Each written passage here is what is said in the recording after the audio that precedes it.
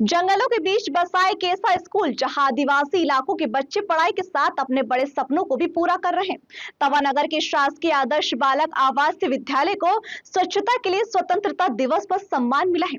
यहाँ बच्चों की जेईई और मेंस जैसी प्रतियोगी परीक्षाओं की तैयारी भी कराई जाती है और कई छात्राएं सफलता हासिल कर चुके हैं। इस स्कूल की खासियत और बच्चों की मेहनत की कहानी हमारे विशेष संवाददाता विनय मालवी से जानते हैं। वाले हुए हैं तवा नगर यानी कि नर्मदापुरम जिले के उस विद्यालय में जिसे शासकीय उच्चतर आवासीय विद्यालय के नाम से जाना और पहचाना जाता है। इस विद्यालय के अंदर मध्य प्रदेश के ऐसे आदिवासी बच्चे यहाँ अध्ययन करते हैं जो कि ऑनलाइन परीक्षा देते हैं और ऑनलाइन परीक्षा के बाद में यहाँ 6वीं से प्रवेश लेते हैं और लगभग ये विद्यालय जो है 12वीं तक चलता है। मेरे साथ कुछ बच्चे यहाँ मौजूद हैं। क्या नाम है बेटा आपका? मेरा नाम मयंक ध्रुवे है। विद्यालय में रहने की सुविधा, खाने की सुविधा तथा अच्छी पढ़ाई की सुविधा उपलब्ध है। नहीं, कोई परेशानी नहीं आती, सब टीचर सहयोग देते हैं। अच्छा, यहाँ भोजन प्रसादी जो मिलती है आपको कितने समय मिलती है? भोजन प्रसादी 8 से 8:30 बजे सुबह का नाश्ता, 10 साढ़े 10 बजे खाना और उसके बाद शाम में 4 बजे 4:30 बजे नाश्ता और 6:30 से 7 बजे के बीच में शाम का खाना हो जाता है। मतलब किसी प्रकार की कोई परेशानी आपको यहाँ नहीं है। मेरे साथ एक छात्र और यहाँ मौजूद है। क्या नाम है बेटा आपका? सर जी, सुमीर मर्सकोले। सुमीर, बताओ क्या होता है इस विद्यालय के अंदर जब आप अध्ययन करने आए थे यहाँ पर? सर जी, यहाँ पर यानी व्यवस्थाओं की कोई कमी नहीं है सर जी। यानी आप यानी पढ़ाई सब कुछ अच्छा चलता है सर जी और एक्स्ट्रा क्लास भी लगते हैं सर जी। और यानी अगर किसी को कुछ समझ में ना आए तो वो आप यानी बेझिझक पूछ सकते हैं सर जी अपनी कोई यानी जो भी। आप कौन सी क्लास में हैं? सर जी 11th में। 11th। Yes sir. कोई परेशानी आती है आपको पढ़ाने के मामले में? नहीं सर जी।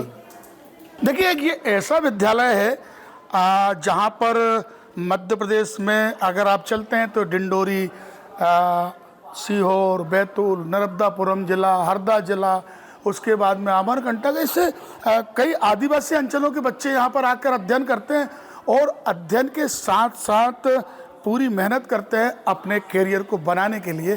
अभी हमने एक कक्ष का निरीक्षण किया था, यानी ग्राउंड जीरो पर जन संसार न्यूज़ ने जब यहाँ का निरीक्षण किया तो हमने पाया कि यहाँ पर जेईई मेंस और आईआईटी की, नीट की जैसी तैयारियां भी इस विद्यालय में शिक्षकों के द्वारा कराई जा रही है। मेरे साथ में संस्था के प्राचार्य महोदय यहाँ पर मौजूद हैं। उनसे जानना चाहेंगे कि आखिर ऐसा क्या इस विद्यालय के अंदर है जो कि बच्चे यहाँ लालायित होते हैं आने के लिए। सर, क्या नाम है आपका? हाँ, दीपक कुमार सोनी। आप प्रिंसिपल हैं यहाँ पर? जी, बताइए विद्यालय क्या कंडीशन से और कितने स्टूडेंट्स हैं? हमारे विद्यालय में 245 सीट हैं, जिसमें से अभी 235 बच्चे अध्ययनरत हैं और सभी बच्चों को यहाँ पर पर्यावरण के सानिध्य में सभी बच्चों के लिए बहुत अच्छी पढ़ाई होती है और सभी टीचर अपना महत्वपूर्ण योगदान देते हैं बच्चों की। इसके साथ साथ हमारे स्कूल में 12th और 11th क्लास के बच्चों के लिए जेईई और नीट की प्रिपरेशन की जाती है। इस वर्ष हमारी संस्था से 2 बच्चे जेईई में तथा 1 बच्चा नीट में चयनित हुआ है। स्पोर्ट्स को लेकर इस विद्यालय के अंदर क्या है? सांस्कृतिक कार्यक्रम को लेकर क्या व्यवस्था लगा रखी है? हमारे विद्यालय के जो पीटीआई सर हैं श्री आर.के. पिप्पल, उनके द्वारा हमारे विद्यालय के बच्चे राज्य स्तरीय प्रतियोगिता में भाग ले चुके हैं, योगा क्लास में भाग ले चुके हैं और चयनित भी हुए हैं राष्ट्रीय स्तर, मतलब राज्य स्तरीय स्तर पर। विद्यालय के बच्चों का भी एक अलग ही निर्णय होता है, यानी कि खेल के मामले में भी बच्चे पूरी तरीके से प्रिपेयर हैं। मेरे साथ पीटीआई महोदय मौजूद हैं। सर, बताइए विद्यालय में कौन कौन से खेल आयोजित होते हैं? बच्चों को यहाँ पर योगा सिखाया जाता है, वॉलीबॉल सिखाई जाती है, शतरंज सिखाई जाती है, बैडमिंटन सिखाई जाती है। यहाँ के बच्चे राज्य स्तर पर वॉलीबॉल में, योगासन में और शतरंज में सहभागिता कर चुके हैं। मेरे साथ विद्यालय के अधीक्षक महोदय मौजूद हैं। ये एक वो इस आवासीय विद्यालय की रीढ़ की हड्डी है जो कि पूरी व्यवस्थाओं को संभालने की जिम्मेदारी बहुत अच्छी तरीके से निभाते हैं।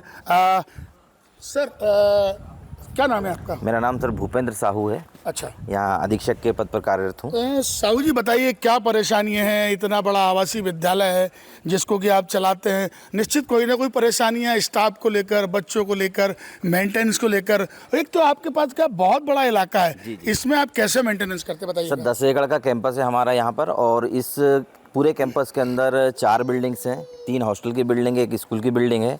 और मेंटेनेंस की यदि मैं बात करूं तो हमारे विभागीय अधिकारियों के संज्ञान में पिछले 2-3 वर्षों पहले हमने लाख रुपए का मेंटेनेंस का सैंक्शन हुआ था, जिसकी वजह से जो आज बढ़िया व्यवस्थाएं हो गई हैं, सब बढ़िया चल रहा है।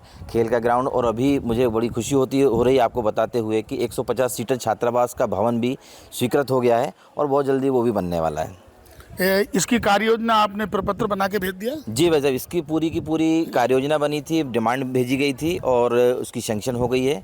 लाख रुपए का मेंटेनेंस का सैंक्शन हुआ था, जिसकी वजह से जो आज बढ़िया व्यवस्थाएं हो गई हैं, सब बढ़िया चल रहा है। खेल का ग्राउंड, और अभी मुझे बड़ी खुशी हो रही है आपको बताते हुए कि 150 सीटर छात्रावास का भवन भी स्वीकृत हो गया है और बहुत जल्दी वो भी बनने वाला है।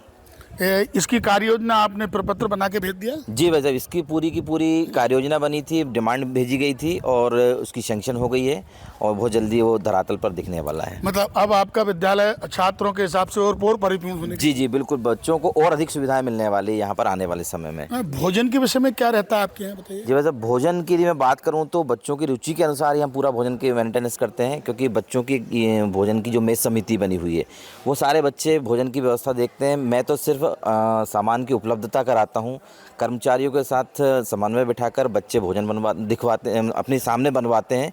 और हम लोग जब भोजन होता है तो हमारे एक शिक्षक बच्चों के साथ सुबह और एक शिक्षक शाम को। आपने कभी बच्चों का भोजन टेस्ट किया? कैसे? मैं खाता हूँ सर, मैं भी खाता हूँ, बच्चों के साथ में भोजन करता हूँ मैं भी। और हमने मतलब यहाँ ड्यूटी लगा के रखी शिक्षकों की कि एक शिक्षक परमानेंटली सुबह शाम बच्चों के साथ भोजन करेगा।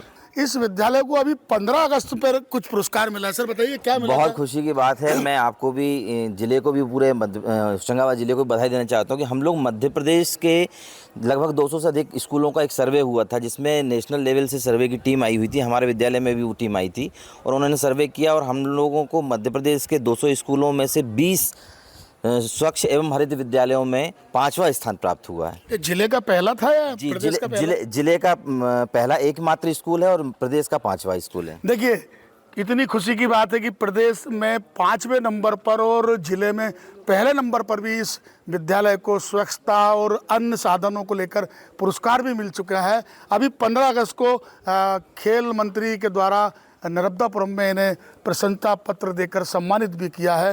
और अब देखना ये होगा कि आने वाले समय में कितनी अच्छी तरीके से इस विद्यालय का संचालन हो पाता है। विनय मालवी, जनसंसार न्यूज, तवानगर, इटारसी।